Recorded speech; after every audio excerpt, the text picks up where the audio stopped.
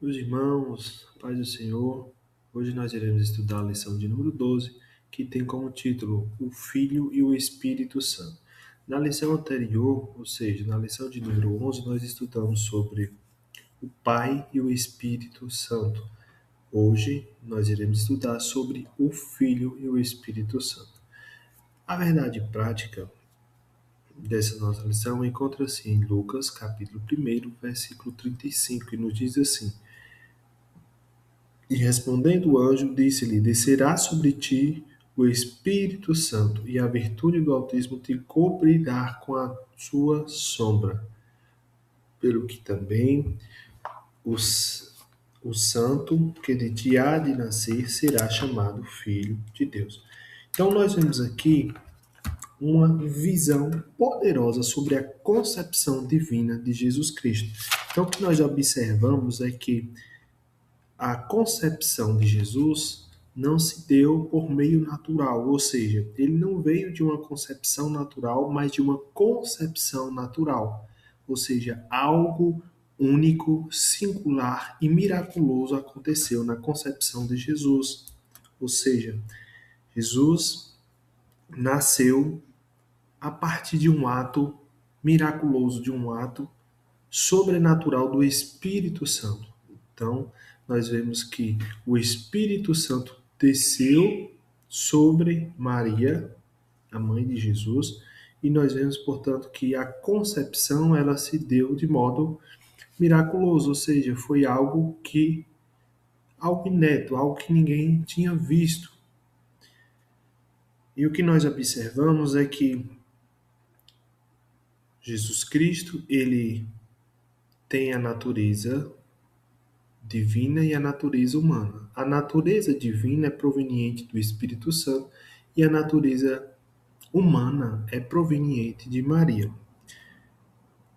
Outro detalhe que podemos observar a partir desse versículo 35 é que esse versículo nos mostra a promessa do anjo Gabriel a Maria, revelando que o Espírito Santo desceria sobre ela e a virtude do Altíssimo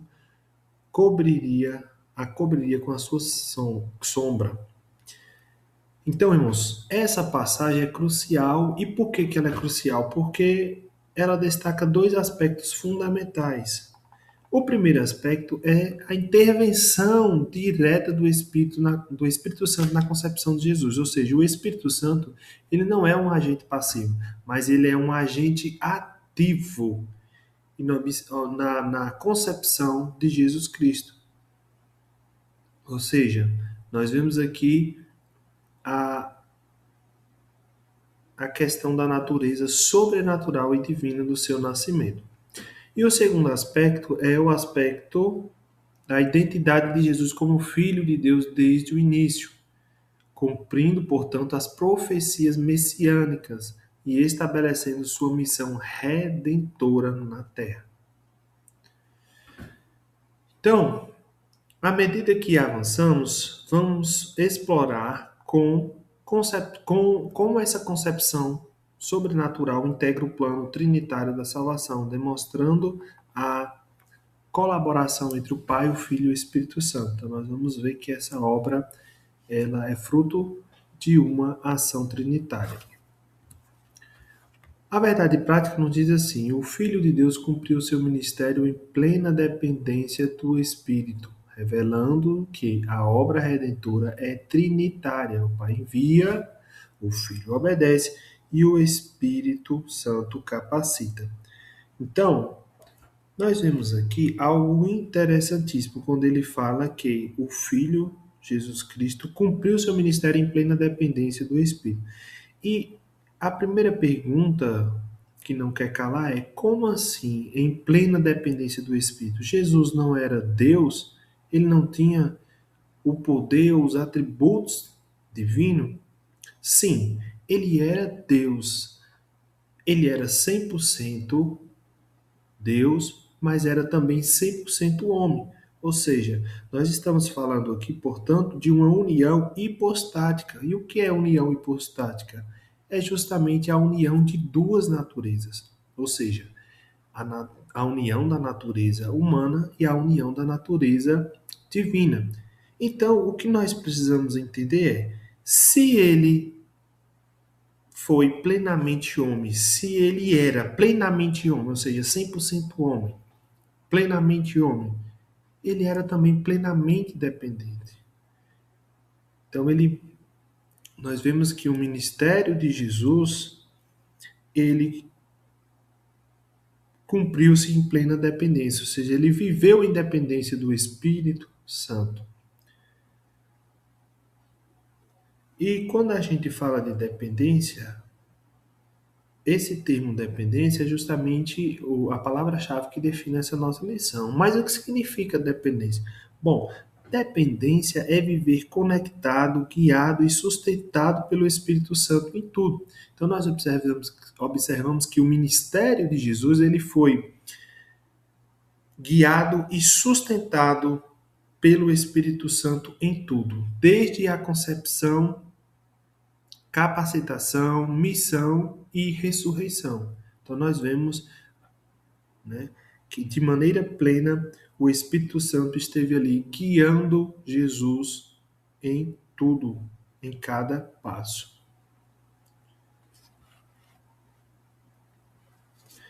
Algo interessante que eu não poderia deixar de destacar é, nós observamos que, como eu já falei, a concepção de Jesus, ela se deu por meio sobrenatural. E as coisas de Deus são perfeitas, porque observe que se a concepção não fosse sobrenatural, ou seja, se fosse natural, ou seja, por intermédio de uma união sexual entre um homem e uma mulher, Jesus Cristo ele não poderia morrer na cruz do Calvário. Por quê? Porque ele já nasceria contaminado pelo pecado, ou contaminado por um vírus chamado pecado.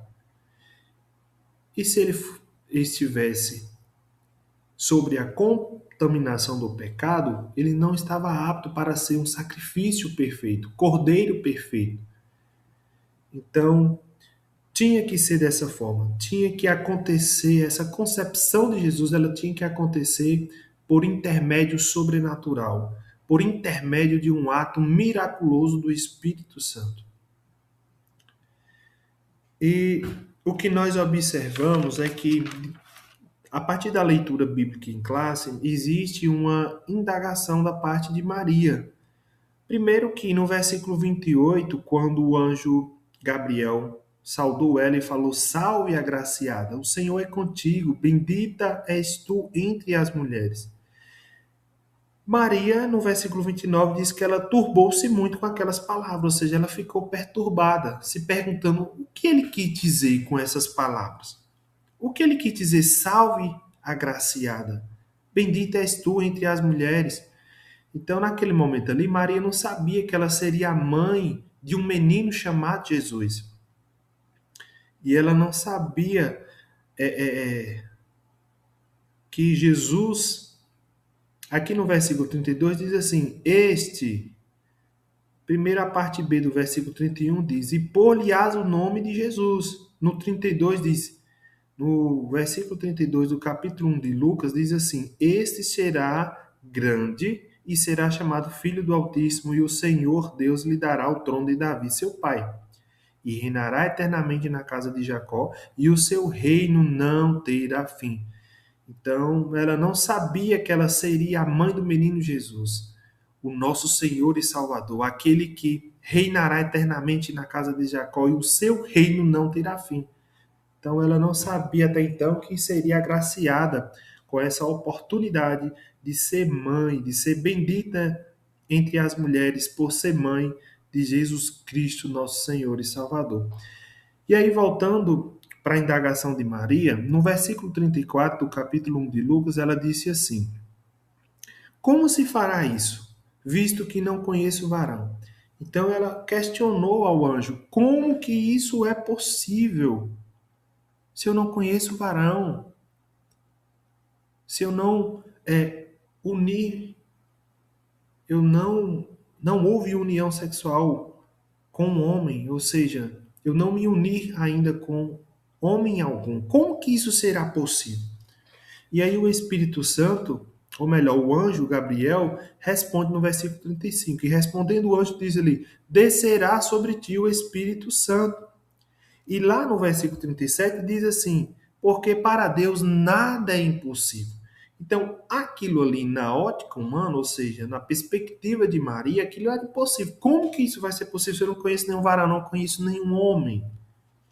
E aí no versículo 37 o anjo diz, porque para Deus nada é impossível. Então o que nós observamos aqui é que a promessa de Deus, ela contraria a lógica humana.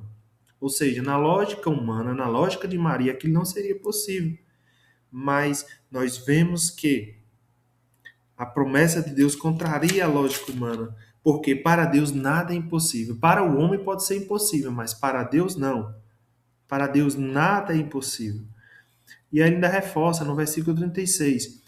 Olha, eis que também Isabel, tua prima, concebeu um filho em sua velhice. Ou seja, ela concebeu um filho quando? Na sua velhice. Então, e aí diz, e este sexto mês, e é este o sexto mês para aquela que era chamada estéril. Então, Isabel era chamada estéril. Já estava numa idade avançada, ou seja, já estava na sua velhice. Mas ainda assim, Deus lhe concebeu um filho em sua velhice. E aí no 37 ele diz, porque para Deus nada é impossível. Então a gente precisa entender que para Deus nada é impossível e que, na maioria das vezes, geralmente a promessa de Deus ela contraria a lógica humana. Na maioria das vezes, a promessa de Deus ela contraria essa lógica. Então, creia na promessa de Deus em sua vida, porque para o homem pode ser impossível, mas para Deus nada é impossível. Glória a Deus. Concepção sobrenatural. Nós vemos aqui a obra do Espírito Santo em ação. Bom, a concepção de Jesus não foi natural. Como eu já falei, foi um ato sobrenatural, ou seja, uma obra do Espírito Santo que garantiu a origem divina de Cristo e o cumprimento das profecias messiânicas. O cumprimento das profecias messiânicas é uma intervenção divina na história humana. E o que isso revela? Revela que Jesus é filho de Deus desde a sua concepção. E essa intervenção divina é fundamental para a compreensão da santidade e divindade de Cristo, que foram assegurados desde o início da sua existência terrena.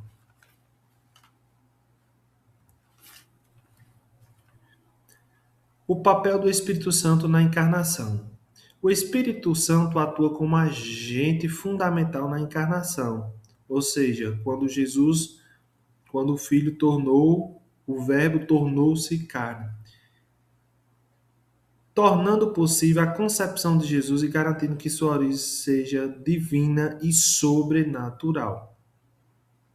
Nós vemos que Maria ela foi escolhida como instrumento de Deus. Maria é escolhida como instrumento sagrado para dar à luz a Cristo, simbolizando a obediência e a fé em sua palavra, um exemplo para todos nós. O que nós observamos a partir da leitura bíblica é que Maria ela é um exemplo de obediência e de fé. Ela é um exemplo de obediência porque ela atendeu ao pedido de maneira com prontidão, com disponibilidade.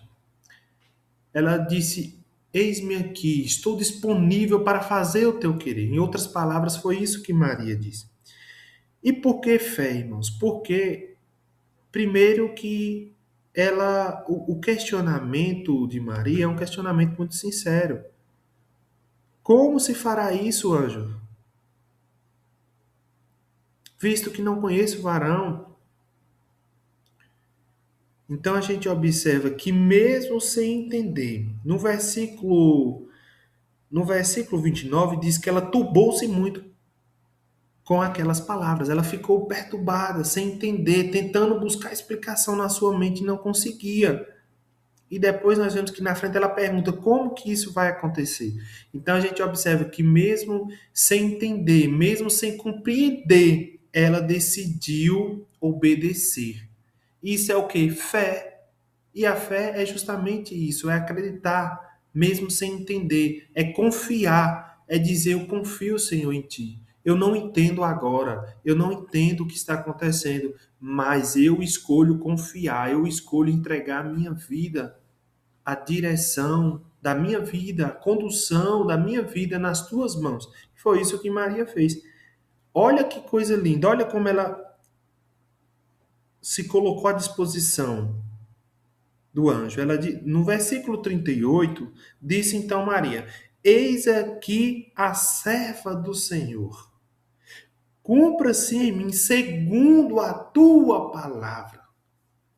Então, o que Maria estava querendo dizer, em outras palavras, é: Eis-me aqui, Senhor. Eis aqui a tua serva. Cumpra-se em mim o teu querer, a tua vontade, a tua palavra.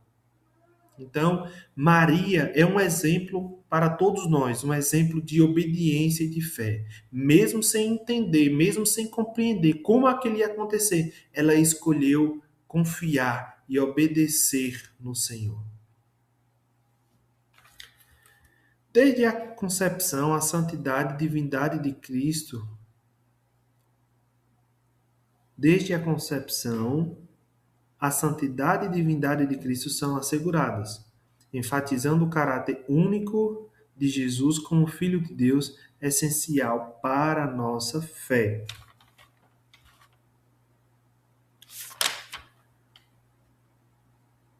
Então, nós vemos aqui,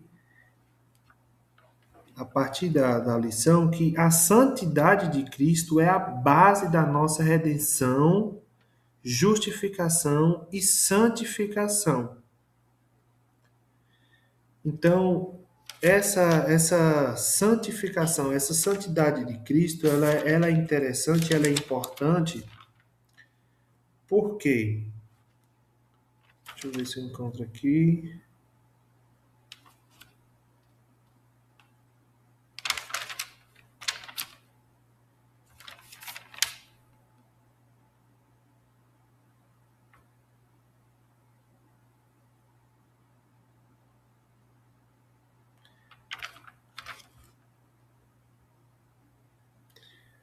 Bom, por que que a santificação ela é importante? Aqui, encontrei.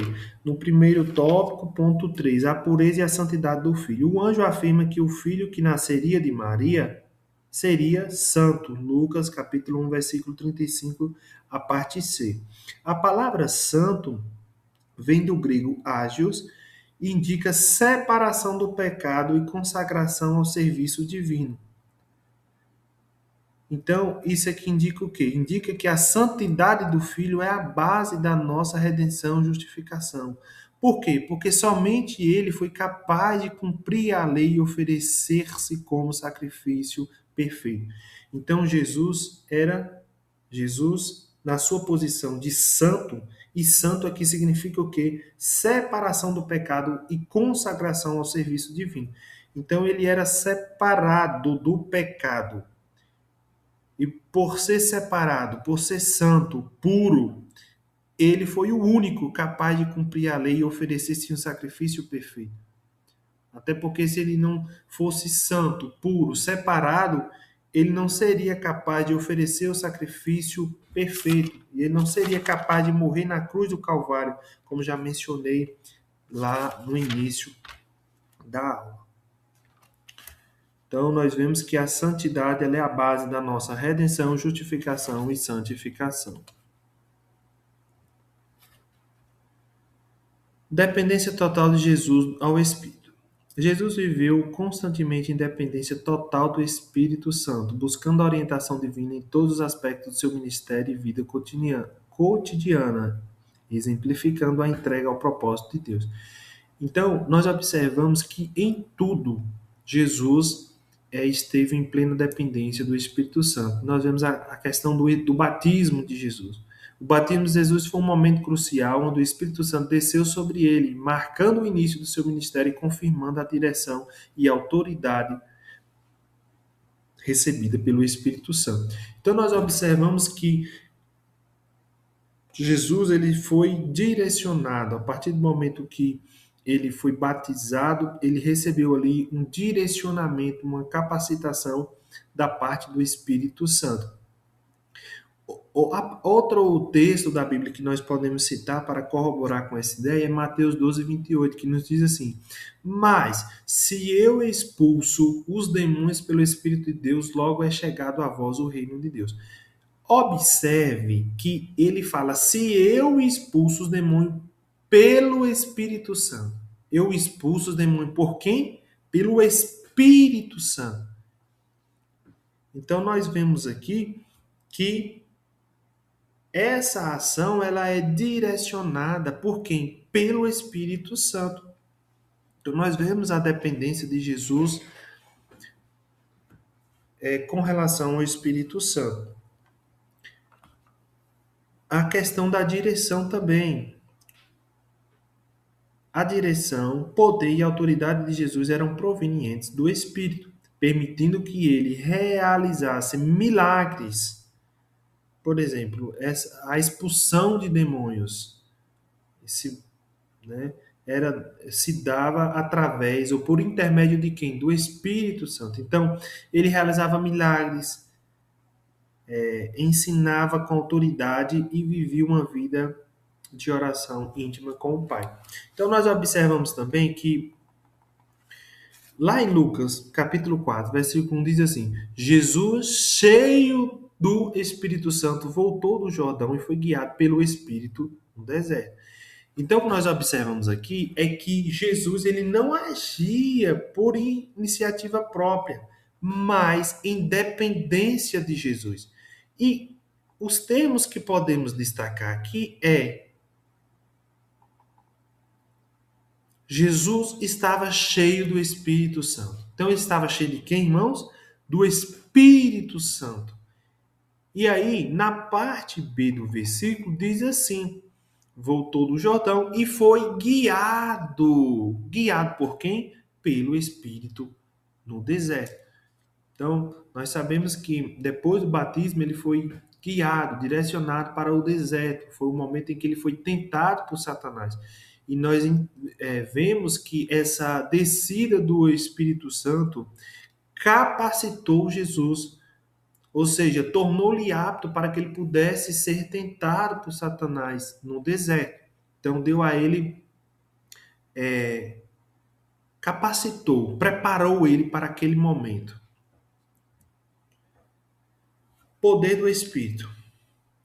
Como o Espírito Santo capacitou Jesus? Os milagres realizados por Jesus demonstram o poder do Espírito Santo, mostrando sua capacidade de transformar vidas e restaurar a criação, revelando a presença divina no mundo. Jesus também ensinou com autoridade espiritual, guiado ou direcionado pelo Espírito Santo, proporcionando compreensão e sabedoria às multidões, incentivando uma relação mais profunda entre o homem e Deus. A vida de oração e comunhão de Jesus com o Pai foi fundamental, permitindo que ele mantivesse fiel à missão e sempre em sintonia com a vontade divina. Nós observamos que Atos capítulo 10, versículo 38, nos diz assim: como Deus ungiu a Jesus de Nazaré com o Espírito Santo. Então, Deus ungiu a Jesus com o Espírito Santo e com poder, o qual andou fazendo bem e curando a todos os oprimidos do diabo, porque Deus era com ele. Então, o que nós observamos aqui é que Jesus foi ungido com quem? Com o Espírito Santo, pelo Espírito Santo. Então, o que nós podemos aprender a partir dessa mensagem, ou seja, a lição que nós podemos extrair, é que Jesus, mesmo sendo filho de Deus, escolheu viver em total dependência do Espírito Santo. Ele não abriu mão de sua divindade ou dos seus atributos divinos, mas submeteu ao agir do Espírito para nos ensinar como devemos viver. Então, se Jesus, que é Jesus, se colocou inteira ou em plena dependência do Espírito Santo, foi justamente para nos deixar o exemplo, ou seja, para nos ensinar como devemos viver. Então, se Jesus, que é Jesus, se colocou em dependência do Espírito Santo, imagine nós. Então, esse aqui é um exemplo para nós, que nós devemos nos colocar em inteira dependência do Espírito Santo, permitir que ele nos dê direcionamento, permitir que ele guie os nossos passos, a nossa vida e nos conduza para o melhor caminho ou pelo melhor caminho.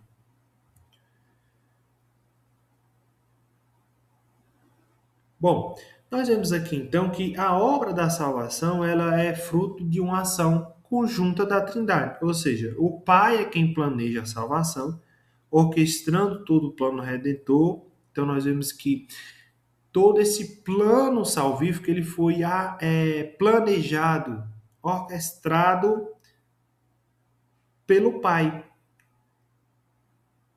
Como que foi feito? Com amor, com sabedoria e preparando o caminho para o Filho. Para o Filho e para a ação do Espírito Santo. E o Filho, qual o papel do Filho nessa obra da Trindade? O Filho executa a obra redentora, ou seja, sacrificando-se na cruz por nossos pecados. Sua obediência e amor demonstram a profundidade da salvação oferecida a todos os crentes.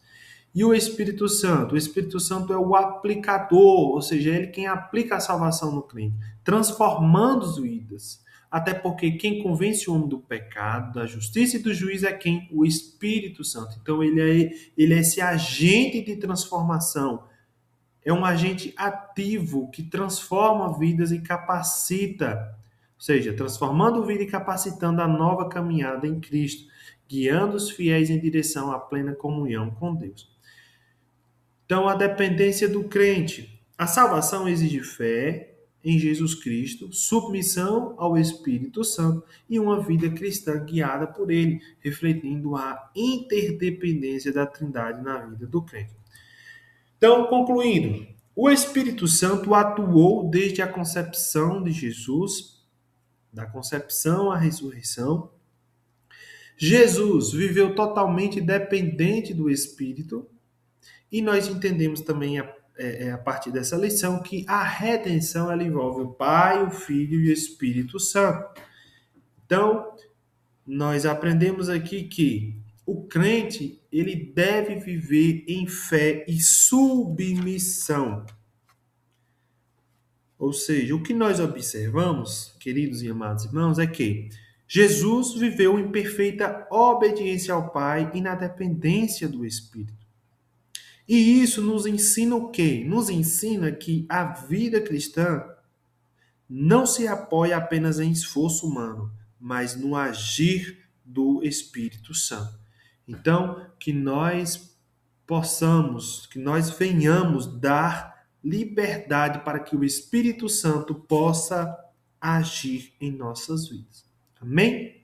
Assim, chegamos ao fim de mais uma aula e que Deus em Cristo Jesus vos abençoe.